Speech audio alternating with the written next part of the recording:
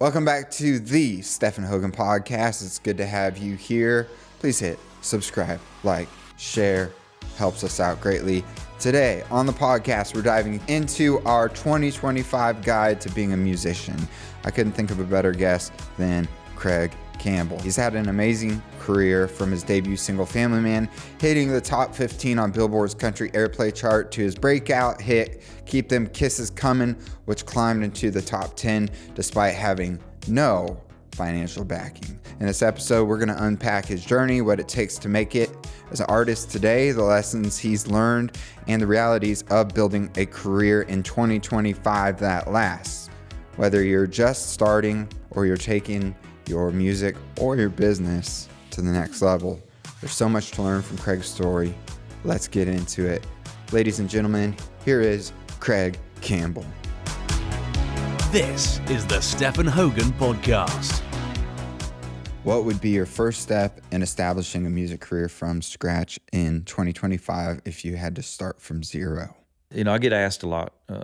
People just randomly send me messages on social media about, that. I'm new. I feel like I got some good songs. I'm this and that, and do you have any advice? And since being independent and working with some new artists, I've realized that social media is where it is, and so I would say if I will start from scratch, and this is what I tell everybody that asks for my advice, is you got to get your socials up. I mean, it is what it is, and even record labels, that's part of their plan too, and even with some of the bigger name artists that they already have that have already had success, they don't even consider songs for the radio anymore unless that song is performing already, like on streams or with social media sound bites, whatnot. So got to get them social numbers up. And also, you really got to focus on streams. You got to figure out a way to get the streams up. And I think social media and streams kind of, or at least what I see, and the way we approach it is they are hand in hand. If you get your social numbers up and you do the music, it correlates. Yeah. And that's every spare dime you get, put it into marketing, social media, streams. Yeah. It's more than just being on social media, because you have to stand out. For sure. And I think there's a level of, am I being a character or am I being myself? And how do you navigate that? I think first and foremost, if you're talking about as a general, as someone that's trying to make a career out of whatever that is, I think you got to be authentic no matter what. And for me, like I could post something about music and it gets a little bit of traction, but then I found out specifically when I talk about my social media and the way we work it, it seems like people want to laugh more than anything. So I feel like I got a decent sense of humor, so we started gearing a lot of my videos and a lot of my content towards laughter, towards making people laugh, towards getting that that engagement of people seeing my videos and then thinking it's funny enough for them to share it and reuse it or whatever. And then I'll occasionally drop something in there like music based. So that's what works for me. I think, social media, if you look at it, people want to laugh, or they want to be grossed out, or they want their minds to be blown. Mm-hmm. And the attention span is like 2 seconds, 3 seconds. You got to catch, you got to grab them. So that's a trick in itself. Yeah, there's a lot of strategy in that, stopping a thumb from scrolling. Yeah, in that first 2 seconds with a hook. Yeah. 100%. I mean, because I mean, I think we're all guilty of it. We're all guilty of like, oh, I don't just keep Oh going. yeah. And I think that culturally we've been trained, by these platforms to have that mentality of just doing this until we see something we like. And then the algorithm gets to know us better and better and puts more stuff that we like. Slow down on something. But you're right. It's entertainment or education are the two big ones I think about. And I feel like this conversation applies to not just the music business, but any business. Oh, absolutely. I read somewhere the other day, or actually I saw a video talking about the same exact thing, entertainment. Red Bull. If you go to Red Bull's Instagram or their TikTok or their they ain't selling energy drinks. They're selling people jumping out of a plane, out of a spaceship into parachuting from the outside of the ozone. You know what I mean? Like and their videos are entertaining. And so that's what one of those videos that I saw. I'm like, okay, it makes sense now. People want to be entertained. Yeah, Nike, they don't ever say, hey, buy our shoes. They show great athletes. Mm-hmm. Doing amazing things. Yeah, same thing. And making you feel good. So it's like a brand building technique more than anything. In terms of looking into the future, since this is the first episode of the new year, I think it's important to have goals. And I know that you own and run multiple businesses, one of which is Grindstone Cowboy. Oh, yeah. Rocking it on your jacket there. So when you're approaching, like, let's say that or your music career, because, again, they go hand in hand, what short-term and long-term goals would you set in that first year? Well, with my career, we definitely have short-term goals, and it changes. It changes super fast. I mean, 6 months ago, I had no plans of releasing a song to country radio, and it all came together really quick. And so now that's what our focus is for the next year, is the song that I'm about to release. So we're really hyper focused on that one song, and then once we get that train out of the station, then we'll kind of start focusing on some other stuff. But everything is our entire plan is always what are we doing this week? What are we doing this month? What are we doing this quarter? What are we doing this year? I mean, and it always, those conversations happen in January, just because we like to see what that looks like, and we try to hit these mile markers. Do you use data a lot, or like track data? With music, for sure. Okay. Oh yeah, absolutely. This is one of the reasons we picked the song that we picked, because it already had a ton of data to support taking it to radio, because taking it to radio is very expensive. So either you need to have do all of the homework and give yourself the best chance at success. And it's the same way with Grindstone. Whenever we were getting ready to crank this machine up, I did so much homework, so much research.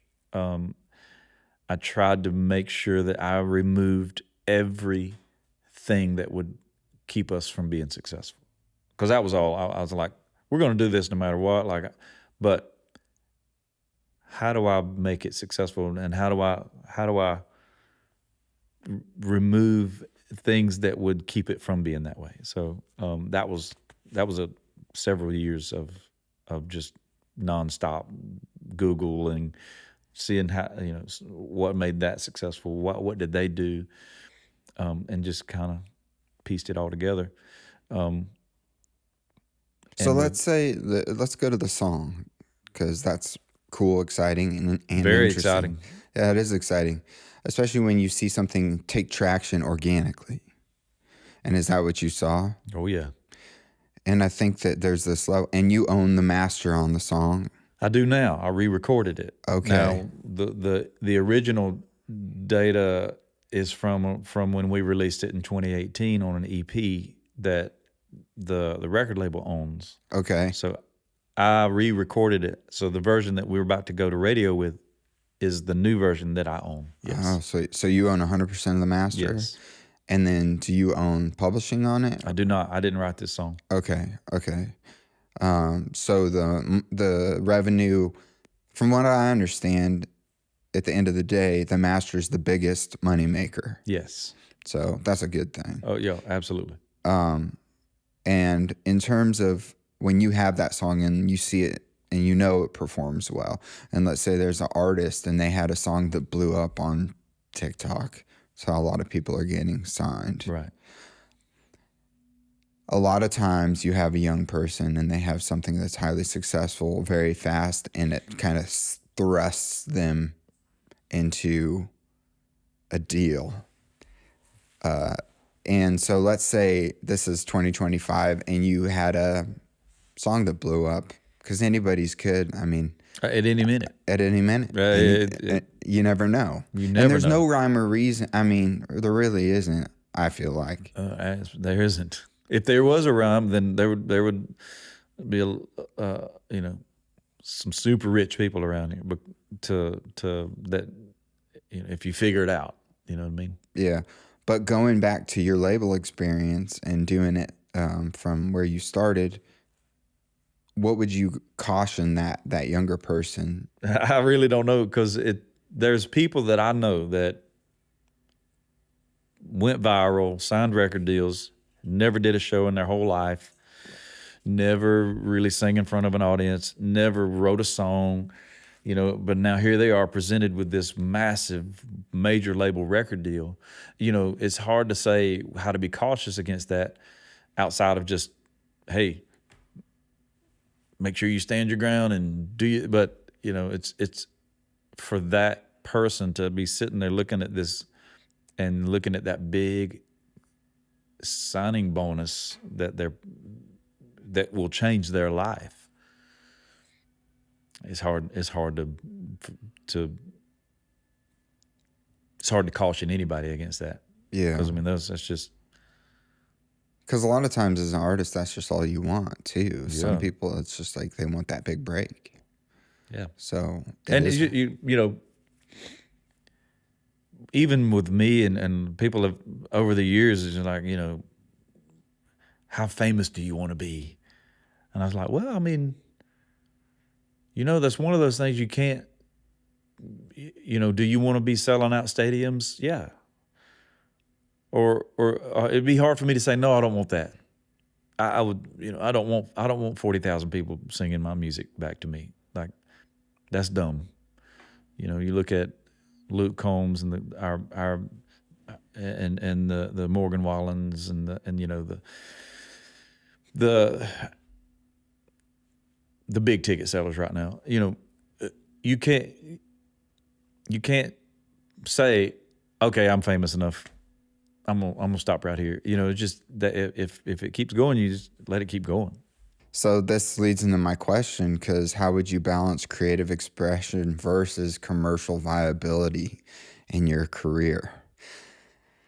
Which is something that I find interesting, because there's always the two trains of thought, where you have all the writers on the row that are writing for radio. Mm-hmm. And then you have the people that are kind of the opposite, and the Rick Rubin side of, write for the audience last and write for what's in you and your creative expression. Is there a right way or a wrong way to do that? No. You at the end of the day, you want to be successful. If you want to put out music that super authentic, no matter what, then yeah. But I do think sometimes an artist will get caught up into a ditty, and that has a viral moment, and then you're like, well, that's me, I guess. So I'm gonna keep doing that. And then they end up creating a career out of that, and then you never know who they are. And then when they do put out a song or do something authentic, it's like, who's this? I had a writer named Jake Rose on the podcast, and he said that one of his mentors gave him a piece of advice and said, the first song that you put out that is big is what people are always going to remember you by. Yeah. You know, when I was playing piano for Tracy Byrd, he knew that I wanted to be a singer too. And one day I was just sitting there and was picking his brain on the bus, and I said, hey, you know, is there any advice you give that you? He's like, don't record a song that you don't want to sing for the rest of your life, which is the same deal, you know. You know, he brought up Watermelon Crawl. He's like, and he said, Watermelon Crawl, don't get me wrong, that song's paid a lot of bills and put my kids through college, and he said, I'm not complaining. He said, but I have to sing that song every night. And so he's like, just know that going into it. And yeah, so Family Man being my first single, that was a conversation we had. We were like, you know, who are we introducing to the country music world? Who do you want to be?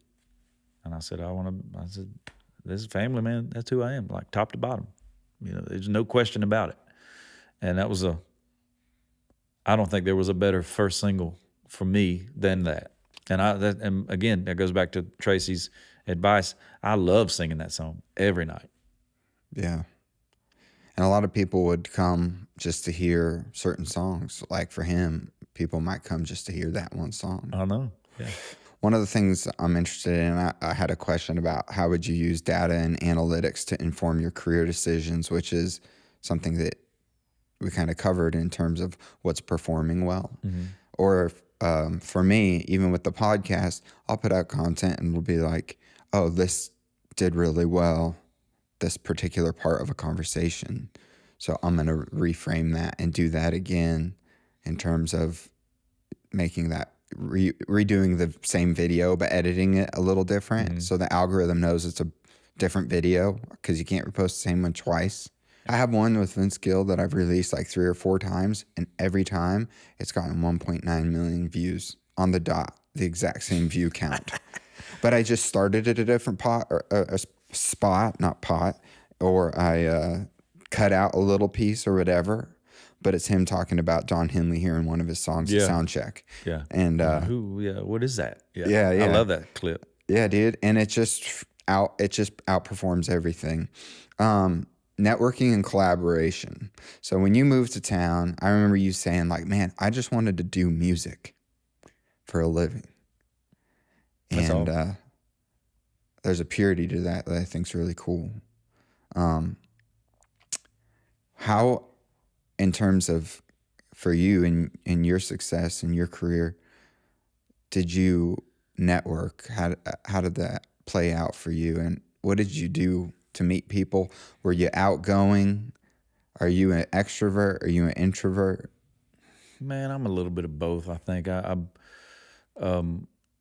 very seldom went out when I wasn't working, and working. When I say working is, you know, either I'm on stage or I'm going to specifically see somebody for support. I was blessed early on when I first got to town because I was a piano player. I met a lot of people that way, and I knew a guy that knew Luke Bryan, and Luke was in the market for a piano player, and they threw my name in the hat. I never met the guy, even though we were both from Georgia. I'd never heard of him, you know, and. What point in his career was he at? Oh, this was when I played. He had not even signed his deal yet. He was about to. Did he have that Country Girl song? No. This was way before that. And so you could probably chase every bit of like all the branches of my success and the people all coming down all the way back to Luke Bryan.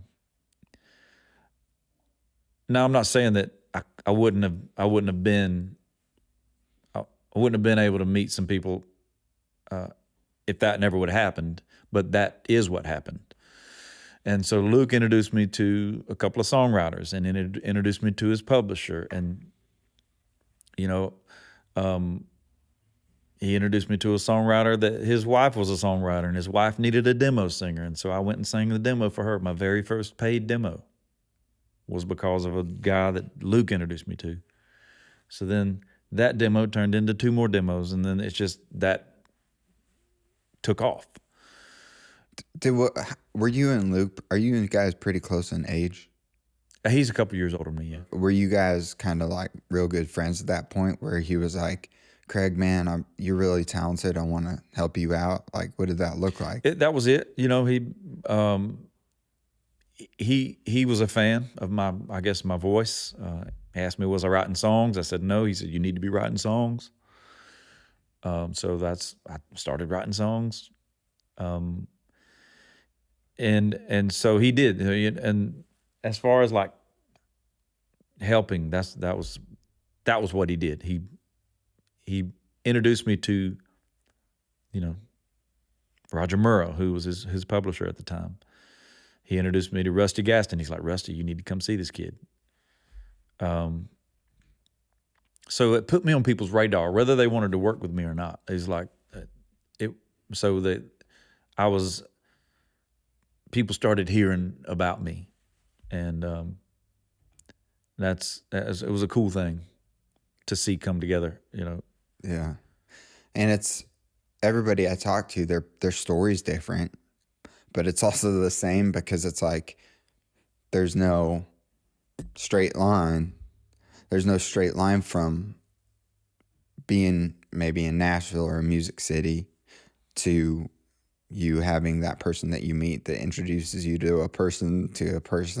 And it's always different for everybody, but it's always that story right there. Yeah. So there's no magic to it, but there's a lot of magic to it. Just thinking about you, and even like you've been you ever since I first heard you on the radio to 2025. And you got the black hat on now that you had on then. Mm-hmm. And it's interesting to see where country music is going. And it's almost like country music is coming back around, and now everybody's wearing cowboy hats again. Yeah. It was super hip hop. And then now we got everybody putting a cowboy hat on. You have all the people that were putting out the bro country wearing cowboy hats now. And what is that like to see? And do you feel like, in terms of your career and where you're positioned and putting out a single, it's actually advantageous that the music has come back around in that circle? It's, it's frustrating to a certain extent because, Family Man, that my first record, which came out,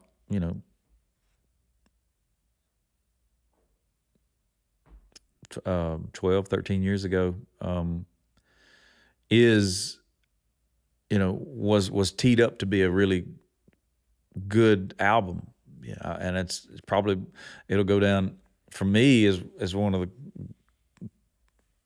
personally, one of the coolest things I've ever done. But it was about the same time where the quote unquote bro country thing started to take form. And so the more country stuff, like my first record, didn't seem to work as well, especially, country radio, because they were looking for more of that. And that's just not what I was doing. Now, my second record, I tried to bridge that gap a little bit from what I was, my traditional record, to that, and it was kind of try to find a sweet spot in the middle. And I feel like that's where Out of My Head and Keep Them Kisses Coming. All that's where that music came from. And those all charted. Yeah, they all charted and did well. Yeah. And Because they were played a lot when I was back in Sacramento on like 101.9 The Wolf and the other one, KNCI or something. They were spinning that song every hour.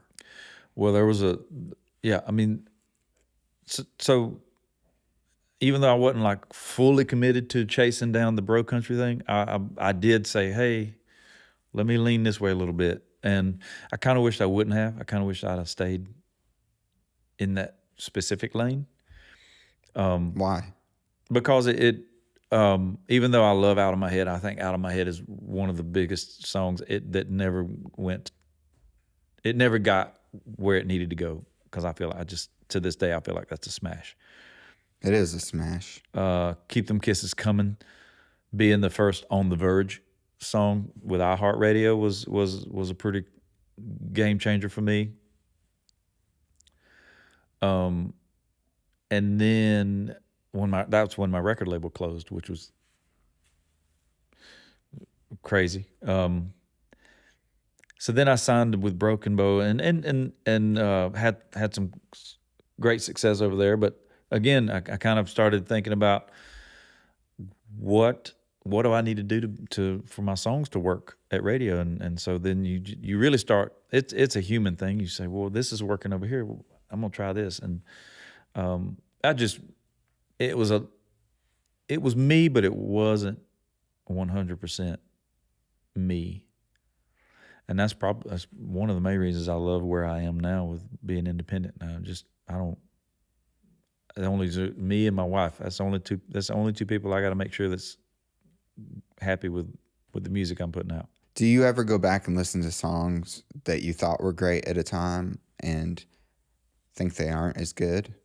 Or do you feel like Tracy Bird, when he told you love everything you put out, that you really took that to heart and you can go back and truly listen to your stuff and say, that's badass?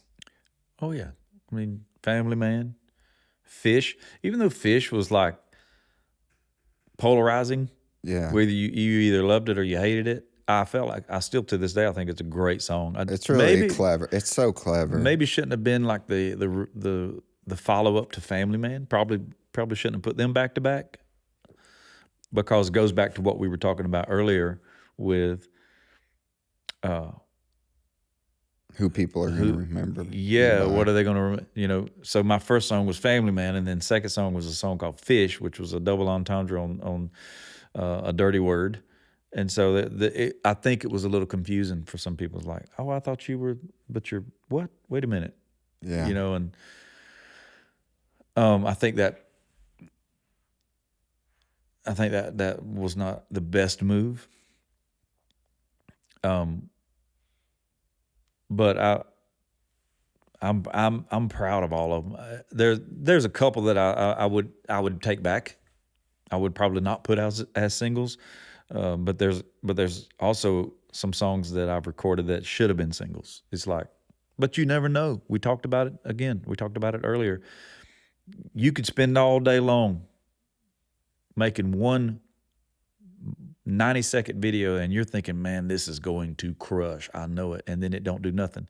And then you go outside and you grab something with your phone real quick, just nonchalant, and then you post it and it gets 50 million views. It's like there's no...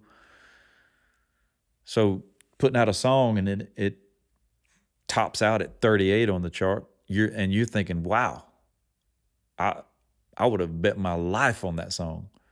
And then you put out a ditty that... Not a P. Diddy, by the way.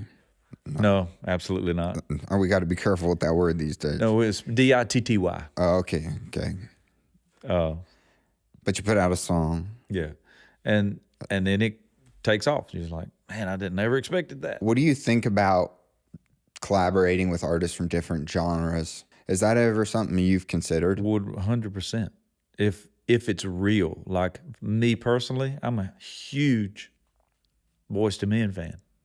I would love to collaborate with those guys. You know what I mean? Like, but it's real. It might not be real for them, obviously. I I think the Hardy Nickelback was a real thing. Like I think Hardy was a true Nickelback fan. Like I was, because you can hear kind of some of that in Hardy's music. I don't like the manufactured. Hey, you're super hot in country. You're super like. Let's do something together. I don't like that. Yeah. I like that. So if you could collaborate with someone, would it be Boyz II Men? Is that? I mean, Boyz II Men's on my list. Who else? I'm also a shoot outside of country music. Yeah.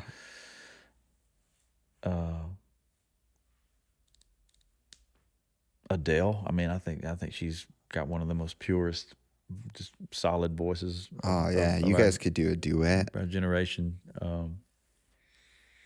that kind of thing. No. That'd be cool. Yeah. Dude, it'd be cool to do Outskirts of Heaven with Adele. Featuring Adele, but that'd be a trip. Rewrite it a little so it's like you're together in the outskirts of heaven. That's just my crazy idea that I just It could be came up done. with. I would if Adele says, "Hey, let's do a song," I would rewrite that song if that's what she wanted to do. Yeah, 100%. Because that'd be a touching love song too. Okay, revenue streams. Back to business. You got to make money to live. Mm-hmm. So 2025, you're starting from the ground up. You just got dropped in a music city. You got no money. And what are you going to do? But you want to do music at the same time. It's tough. It's so tough. I get people because I also produce. I got several artists that I produce on the side, and for me, producing a song to the quality that I want to put my name on, it's expensive.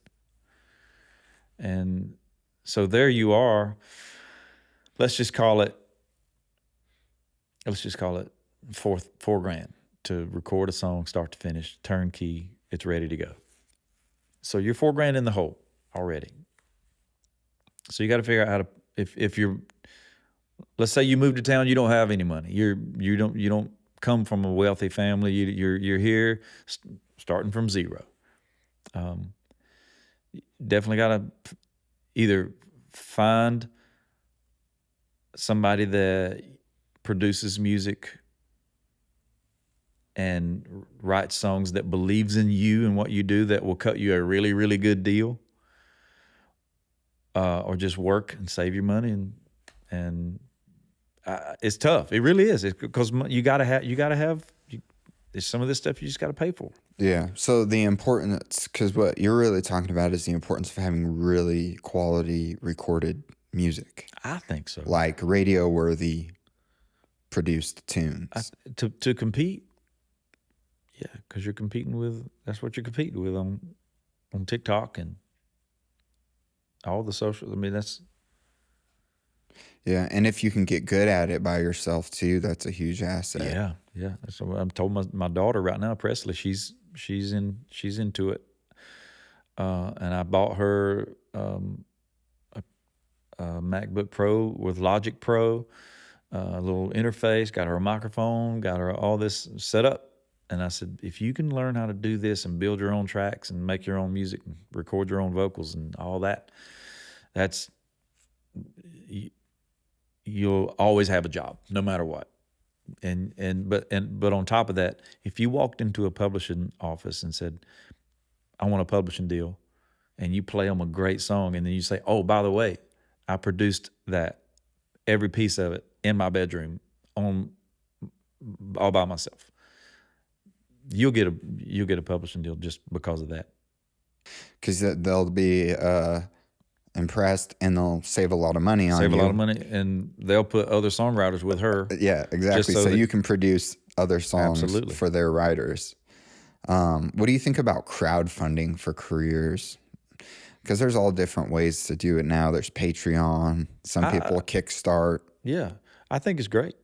Again, it goes back to what we were talking about. Just you need money to get in get into the game. I mean, you could come to town and get a job and save up your money, but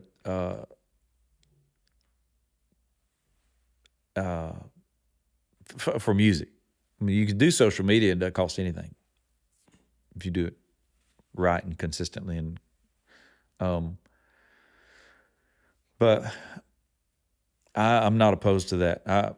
I'm not opposed to that at all, because especially most of the people that move to town come to town for a reason. They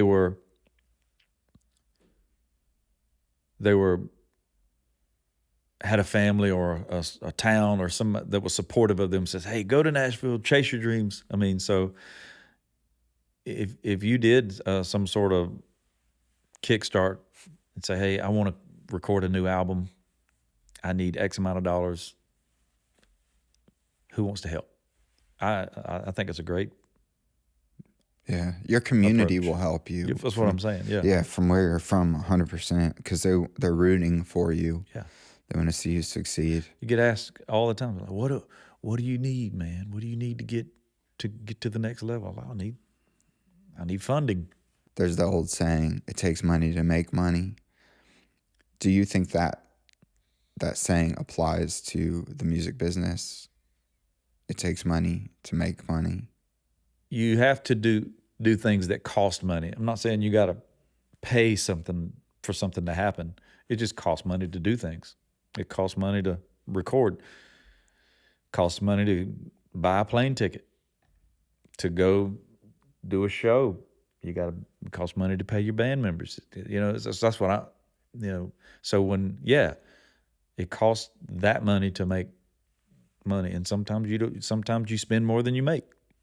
I'm with you there. Like in the art world, I feel like you're always in the red, It's very hard to monetize and make money off of it. But I think you have to have that side hustle where you work at Starbucks or whatever. Yeah, you do. And you work a night shift, or like you just have to get a job to pay the bills so you can do the thing. And I was fortunate when I first moved to town. I got a job and it paid my bills. But then, again, I played piano for a lot of people. So you were accomplished when you came to town. You were ready. I was ready. Yeah. And it's important to make the caveat of don't move to Nashville to learn how to. I mean, you can do come music and to get better. Yeah, but you're going to get your butt kicked if you don't know how to play piano and you move to Nashville. Oh, yeah, you know what I'm saying? Yeah. Or at least I don't think so. So yeah, when I got to town, I picked up gigs on Lower Broadway like it was nothing to it, because there weren't many piano players. It was me and like two other dudes that were, and even back then there was only a few bars on Lower Broadway, not like it is now. What year was that? I moved to town in 2002, and then I started playing on Lower Broadway in 2003. Okay. So 2003 all the way up to 2011, I played Lower Broadway. And made really good living. I'm talking about a good living, to the point of when I got offered my first record deal, they said, we want you to stop all that. And we're going to give you this per month. And I said, negative. I make double that right now. What are you talking about? So they had to match that. I said, I'm not going to quit playing Lower Broadway or singing these demos. Let's say you get a little bit of money saved up. I know that you put out high quality content, but I would also say like some people now can do, like you said, something random on the street with their iPhone and it can hit. So you don't necessarily have to put out high quality content. It's nice, but not necessary. So then it comes down to singles versus albums. What is your opinion on if you were going to focus on releasing music, if you were going to do a single or an album? I think it's short side is singles every 2 months. Put out a song every 2 months. And then I don't even know about the albums anymore. You know, I did it last year. When I say last year, 2023, I put out, because I had a whole bunch of songs. I had 30-something songs sitting on a hard drive, and I said, man, it'll take 5-6 years to put all these songs out. So I just dumped them all at once. And Did you do those with Luke to James? Were those ones? no, we did one. We did the tractor songs with Luke. So I don't know, and it didn't move the needle. It just made it available. I just, they were done. It didn't cost me anything. I just put them out. Was it disappointing? Like you put out something and you're hoping like something catches? Yeah, I mean, you always want, and I'd be lying if I didn't say I was hoping one of those songs would have popped. Yeah. Somebody would have heard it and thought, oh, and then it took off. So yeah, absolutely that was in the back of my mind. Yeah, I think your idea every 2 months, like even if you had an album worth of songs and you're like, I love all these, just save them and drip the music. And then because it keeps you relevant, because the album comes and then there might be excitement. You might even put money into PR and a video or whatever. Yeah. But it goes away just like that. Unless you have the label behind you pushing and marketing with hundreds of thousands or millions of dollars. Yeah. Because it goes back to the attention span. You need to feed the machine constantly. And so when you drop an album, essentially that's one song, unless you're top tier artists that it makes sense for them to drop albums. But I think as an up and coming, brand new, from starting from zero, put out a song every 6 weeks and build content around it. Do a video every 2-3 days about that song or clip of it, whatever, and just keep hammered down. Yeah, singing a little part of it. Mm-hmm.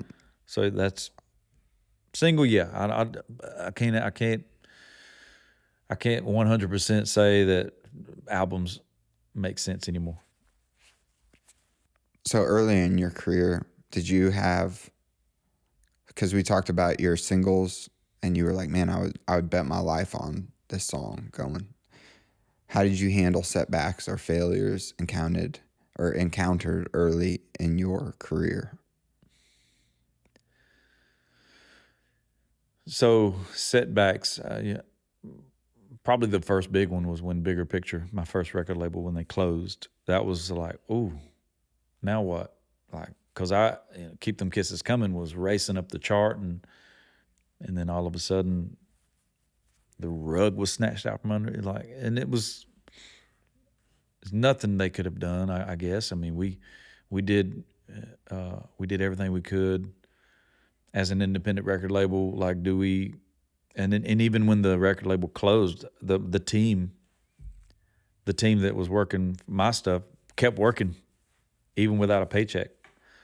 We all got on the phone and started calling radio and said, "Hey, let's go. This song is just because the record label closed doesn't mean the song ain't a hit. Let's keep it going." And so the team was very passionate about that, even though they weren't getting paid. And we were able to move it another 6 spots, which was kind of crazy. Wow. That was a big setback. And so I guess about a week of like, what next, But then you just say, okay, wait a minute. This ain't nothing. I'm here. I'm really good at what I do. This isn't the only way. Started calling people and turning over some rocks, and that's basically what I would say to every setback is that's it. You say, okay, you step back and you look at it and say, okay, now what? Now,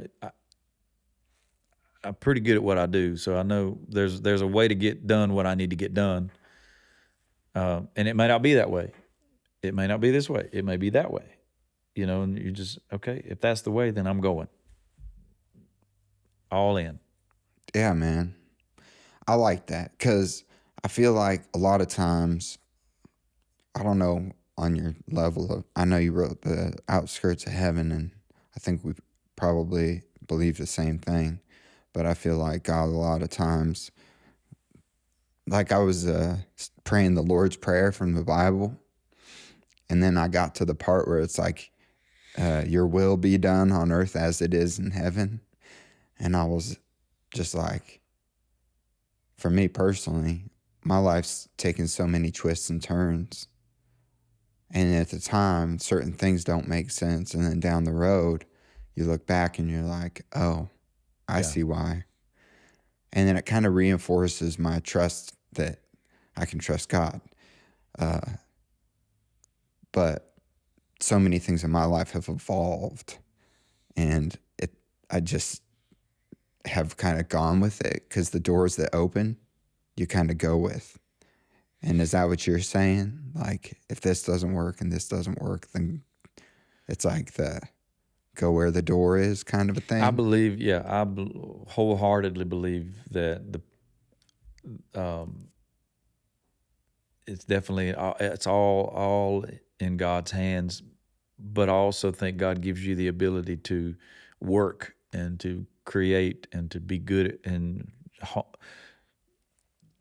sharpen your tools and go get it. I tell people all the time, like, nobody's going to give it to you. You have to go get it, kind of thing, and I think God gives you that mentality, because some people will look at that thing, that idea of God will take care of you kind of thing, is just sit back and just, well, I guess He'll take care of me. I'm just going to sell it, just wait. And that ain't how it works. But yes, opportunity, you have to take advantage of. Sometimes, but also you'll think it's the right thing, and you'll make the mistake, but you learn from it. Do you journal? No, I don't. Do you journal in your head? Imagination about the future? Dream? Always dreaming. When you were young, and even now, looking forward into this year and the new single coming out, do you have a vision of what you want to see happen? I do.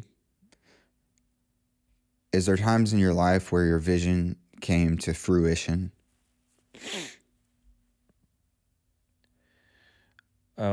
Outskirts of Heaven, probably, like, put my finger on it and say, this is it, that I knew from the time we wrote that song that it was special. Like, I knew, was no doubt in my mind. I didn't know what it was going to be, or how special it would be, and in what way. But I just knew. Yeah. And that was your biggest? It's probably my most well-known song. Your most well-known. Biggest as far as like consumption, probably like streams. I know for a fact it's my most streamed song. But Fish is, as far as consumption is concerned, it's one of my biggest songs too. So, but yeah, it's like when I go play shows, that's the one they want to hear. Yeah. Is that a closer? It's close to the end of the show, but yeah. What do you close with? Fish. Yeah. I'm interested in, because you said something interesting, because I struggle with the balance of, all right, I'm going to just trust God with everything, but then there's this part of me that's like, I want to make a plan. And then I've had so many times in my life where, just to be candid, I was convinced something was going to happen. Like, just short story, I won a spot in this guitar competition with Vince Gill. And then I met his manager, Larry Fitzgerald, who had Fitzgerald Hartley, which is a big management company in town. Right. And then he introduced me to someone else that was like a big person in town. And then all this stuff was happening. And then it was like looking for the publishing deal thing. And then it was like I would journal and I'd be like, I have a publishing deal with so-and-so. Like, I have a #1 song, blah, blah, blah, blah. I have this. And people will talk about manifesting and they read books about it and all that. And there's the envisioning and feeling the emotion of the future, some people get out there with the stuff like Joe Dispenza, if anybody's listening knows who that is. But none of that happened. None of that happened. In fact, God took me in an entirely different direction. And now I'm so gun shy at dreaming, because I realized all those notes I made and all those thoughts I had, like, none of it happened, man. And so I struggle with that. But you said something important where it's like, it's not an either or. Is that what you were saying? Yeah, I mean, just because that ain't what you got it's not, what do you have? Totally. Well, I'm where I'm at now because of that not working out. And had that worked out, I wouldn't be where I'm at now. You know, my daughter asked me the other day, she asked me that. She said, Dad, would you change anything? I was sitting in the truck, riding down the road. And I said, if you had asked me 5 years ago, I may have something. I said, but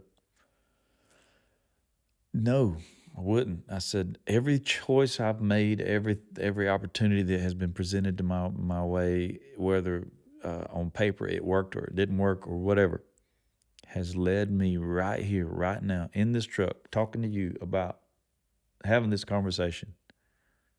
I said, no, I'm exactly where I'm supposed to be right now. Who knows? I said, if I'd have made a small adjustment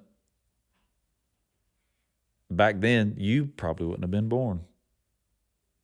I said, I wouldn't change that for nothing.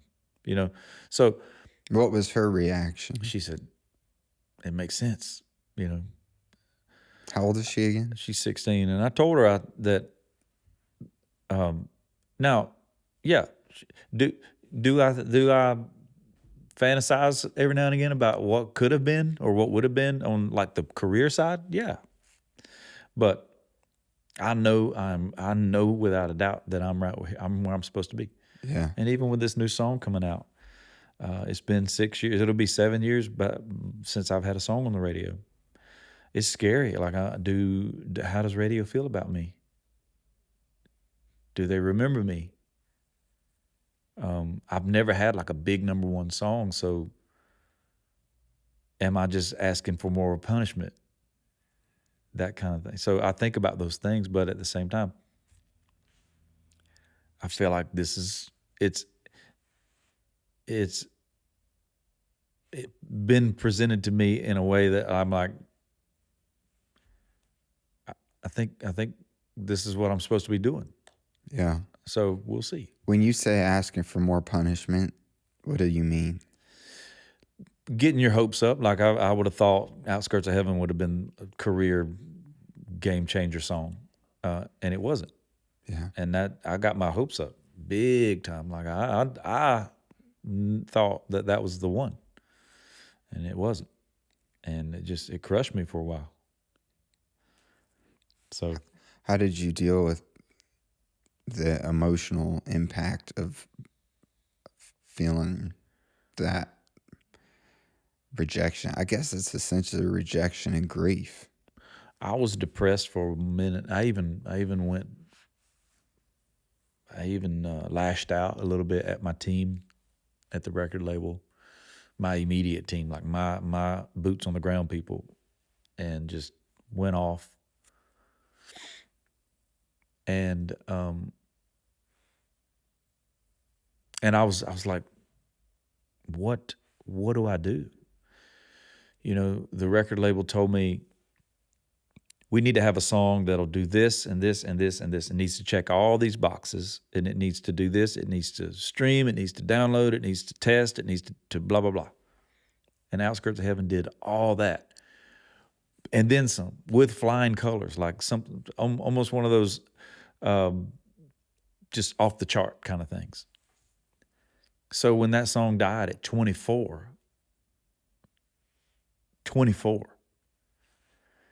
it's a question of like, okay, if this ain't the one that checked all those boxes, then I don't have another song that'll do that. That's defeating. And how many months was that into promotion radio? So we dropped it in April of 2016, and it went through the first of the year, and so 6, 8, about 10 months. Okay. And is that a lack of radio promotion budget? Is that a lack of program directors? Man, I could tell you, I could say I have some theories. You know, when that song was on the radio, when we crossed into the top 30, I was on a cruise without cell service. And when I finally got back to land, and my phone blew up, and voicemails from the head of the label, "Hey, call me. I want to talk to you." Blah blah blah. But by the time I got to land, what he wanted to talk to me about was already in the trades. Mm-hmm. They sold the record label to BMG, which anytime that happens, people get job scared, and they think they're all going to get let go because a new regime is coming in, if you will. And so the eye was taken off of the ball. That's my theory. That makes perfect sense. My theory was they weren't focused. Yeah. Well, there's a lot of budget. Like, what are we doing as a label? And I could be totally wrong. Yeah, no, that makes perfect sense. People could be gun shy. Like you said, losing jobs. And I'm sure that was part of it. I'm not saying that was the one and only reason why, but I think that just was. And honestly, there was, even though the song tested through the roof, there were still stations that wouldn't play it because it was too long. They said it was 4 minutes long. It was too slow. It was semi-religious, you know, that kind of stuff. So that again, that could be, some radio stations thought that. I just collectively, it was a perfect storm. That's why. Interesting. So I did. I lashed out at my team. But I've made up with them since. I called them all and apologized and said, "Hey, I'm so sorry." Because I had a conversation with a fellow songwriter named Invaluable, and we were all at a BMG function, and I was telling him how frustrated and mad I was, you know, about this song not reaching the goal line. And he said, "Man, I wouldn't worry about that. And if you knew when, he said, I wouldn't worry about that, boy." He said, "That song touched a lot of people." And when he said that, he said, and he's like, "That song did exactly what it was supposed to do." It was just all of the darkness went away. And I said, "Man, you're right. That song reached a lot of people." And to this day, it's still reaching a lot of people. So yeah, a lot of people, a lot of tears, probably. A lot of comfort. A lot of comfort. Mm-hmm. There's the altruistic side that we often forget about because we're so focused on the business side and the numbers and the this. And then we'll post a video and it'll be like 100 views or something. Yeah. And it always feels like a letdown. But then on the other side of that, there's like, what if I impacted one of those 100 people? And I think it's so easy in a world that's so focused on data to forget about the one. You know what I'm saying? And I feel like he put it such a good way. But honestly, I've been very selfish about my music. I make music for myself. Outskirts of Heaven was a prayer request from me. Like, hey, when I get to heaven, here's what I want. Very selfish. Yeah. And But Family Man. relatable, because everybody, like for me, I have my ideal spot in heaven too. I think And I we feel all like do. too, I feel like you will have whatever you want. Heaven's going to be exactly what you want it to be. Family Man was a song that I wrote because of the guy that I wanted to be. I wasn't that guy yet. So it was very. So when you write songs, you for me, I'm not thinking, oh, people are going to be able to relate to this, and I'm going to change lives with this song. I never think that doesn't cross my mind. I'm going to write songs that get me fired up and that relate to me. In turn, I'm pretty much a normal dude. I'm just like it. So with that said, I'm just like everybody else. So even though I'm writing songs for me, I'm writing songs for everybody. I know it sounds backwards, and I sound like I'm contradicting myself when I say I don't write for other people. You know what I mean? Well, you go back and look at any song that's written by anybody, it was generally written about them. Mm-hmm. But the them is us. So I feel like when you write from a place of authenticity, you're bound to reach other people. This new song I'm putting out, I didn't write it, but it grabbed me in a certain way, just because, whenever you break up with somebody and then you think, oh man, I shouldn't have done that. How many people have been in that situation? I have. So, With my wife. right? So it's like, and then you start doing things that you wouldn't normally do. And and so very relatable. Do you know when you're putting it out yet? Sometime in February or March. Okay. And then do you have to hire a radio promo team and a DSP promotions and all that? Okay. When you do something like that, in terms of the investment, since you're independent, do you have to self-fund it, or do you get other people that invest in it? A little bit of both. Okay. Yeah. Okay. What do you think about investors in music careers? For me, this is for me. Now, I'm not saying this is for everybody else. I have to have a very solid relationship with whoever's giving me money. Because absolutely, this is the first conversation. When they come to me and says, hey, what do you need? Let's take this to the next level. What do you need? I'm like, well, I need $500,000. Okay. Well, what does that look like? I said, well, you got to be okay with giving me $500,000 and never see it again. Because that's it. What we're about to do is a high risk. But if we do it right, we can have a lot of fun. You have to be okay with never seeing that money again. So I'm all about investment, but they have to, especially in the music business, you got to be okay with not seeing that money no more. Yeah. I think that's any investment, any investor. You just might be a little more high risk, or anybody in music. Right. I mean, for sure. Yeah. Because investors often are so risk adverse. But if you have a relationship with someone that believes in you, then, labels are investors. They're just big investors. That's it. That's exactly what they are. And relationships. So Labels. you have more like a private equity investment, Correct. Yeah. And it's not like your crazy investments of we want in perpetuity, blah blah blah. It's more like, hey, you give me this amount of money, this is how much money I'm gonna give you back, but not in a time frame. Yeah.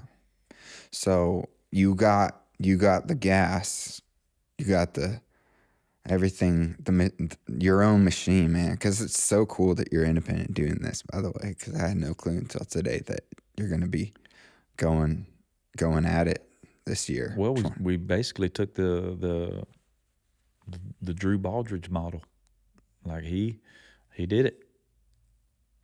He took it. He took a song all the way to number one all by himself. So I called him. I said, "Hey man, talk to me. How's this work?" And he told me. I said, "Okay."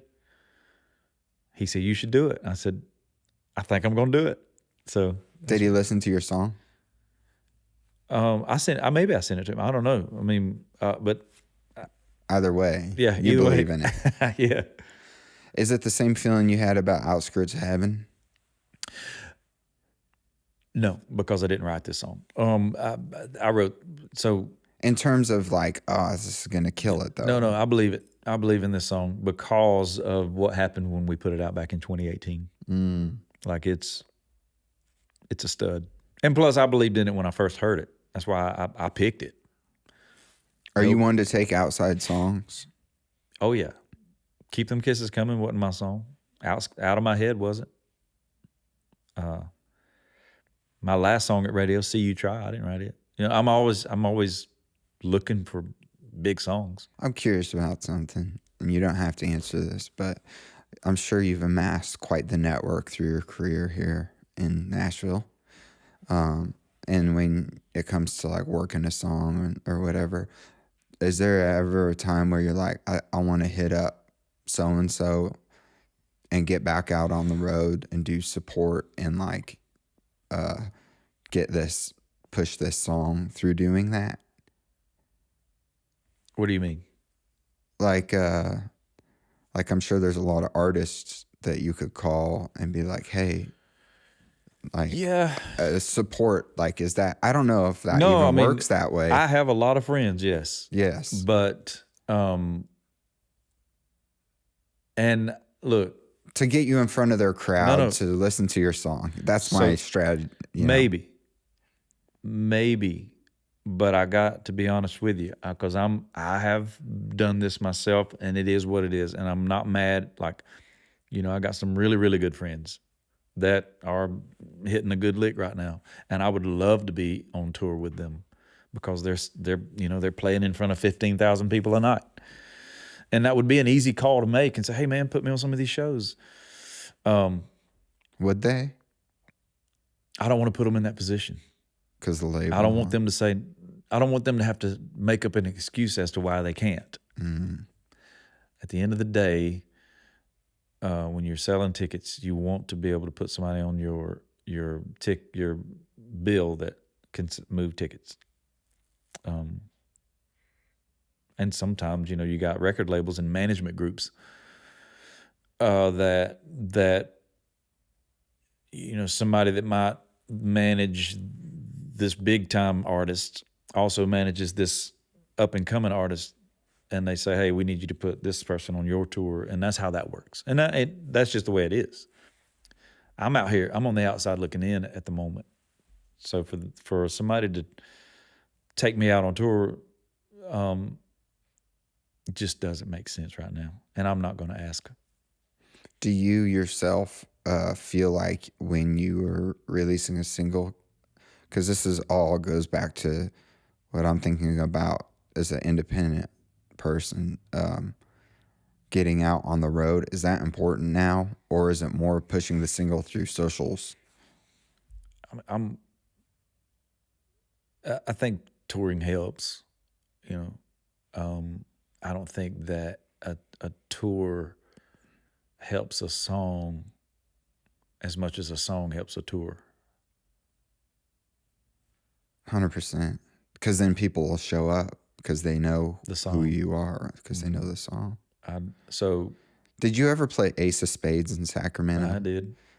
So that was where I'd go and see country acts and the ones that were on the radio. I went once. I played there once. Okay.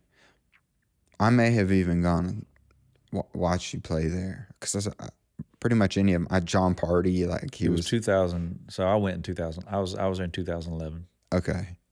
Yeah, I lived there then. But any of those songs that were being played on the radio, because I loved the format, I would be like, oh, you know, Kanan Smith has Love You Like That, and he's coming. I want to go watch that show because he's opening up for so-and-so. Yeah. And it was that single that made me want to go out. Right. And so that's an interesting point. So but if your song kills, then I'll get asked to be on a tour. then you'll be asked. And is that something you'd love to do? Yeah. I love being a support act because several reasons. One, I'm going to crush it. And I know what I'm bringing to the table is quality. And two, the burden of selling tickets is not completely all on your shoulders. It's a beautiful thing to be able to just go in and be a support act and know that you're there to support the headliner and just have fun and let loose. And so that's why I love being a support act. Yeah. You have a confidence about you and your music and your skill and your talent. And I've often heard you have to be the biggest believer in yourself. Oh, yeah. And was there ever a time where that wavered? No. You know, you can look at it two different ways, but I feel like I belong wherever I am. You know, every stage I deserve to be there. And whoever's on stage with, I deserve to be on stage just as much as anybody else. I don't know how people would take that. I just feel like this is what I was meant to do, and I'm good at it, and I love it. And it's not coming from a place when you say that to me, because you don't come across as cocky at all. Like, no, I'm not. Yeah, I'm not. I'm not. And you're not braggadocious. Mm-mm. You're super chill dude. But at the same time, you know who you are, and you're not afraid to say. And I think a lot of people sometimes are, or maybe they have a lack of self-belief, but you put in the time to be able to say, yeah. Now, when I first got to town, I knew that I wasn't ready for that, but I knew I had a really, really good running start. Mm-hmm. And I've never felt like I wasn't supposed to be here. And it was 02? Mm-hmm. So 23 years. Wow, man. That's a lot of miles. It's a lot of hours. But I've had so much fun. Yeah. And and you're still making a living doing music. Yeah. Foot is squarely on the gas still. And that's where I wanted, I got asked, where do you see yourself in 10 years? 10 years ago. And I'm like, this is where I wanted to be. Okay. Where do you see yourself at the end of 2025? Sitting with my first #1 song. My second location, Grindstone Cowboy, will be open. And my oldest daughter will be a senior in high school. Busy year. 2025 is a year where you're going to radio as an independent musician. This podcast was for independent musicians, and we covered a lot, but I do feel like there was some key things in there that are key takeaways from someone who's done it, and I thought that it would be perfect to have you on because you've done it. You talked to Drew, he's done it, and so I feel like you shared a little bit of secrets and tips, and I hope it's helpful to people, man. Yeah. No, I hope it helps with some folks. But I'm just, I'm blessed. I'm blessed to be able to still be here and doing what I'm doing. And that's a wrap with Craig Campbell. Craig, thanks for being here. I want to remind everybody when you're doing a business, if you're an artist, no matter what you are doing, it takes massive action to be able to make something happen. And a lot of times people get stunted by the ideas and they get obsessed with perfection. And perfection is the enemy of progress. And so for 2025, dream big, think big, and I'll see you back here on the Stephan Hogan Podcast next week. Peace.